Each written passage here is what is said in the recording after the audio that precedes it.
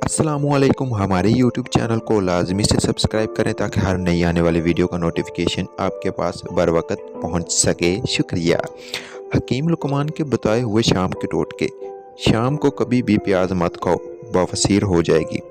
शाम को कभी मूंगफली मत खाओ, दमा हो जाएगा। शाम को चावल मत खाओ वरना चर्बी बढ़ जाएगी। शाम को टोपी पहनकर मत सोया करो, दिमाग कम होगा। शाम को थोड़ी देर सोने से अकल बढ़ती है। शाम को झाड़ू मत दो वरना रिज़्क में तंगी होगी। शाम को गोश्त ना खाओ, कैंसर से बचे रहोगे। शाम को कड़वी चीज़ खाया करो, सेहत ठीक हो रहेगी।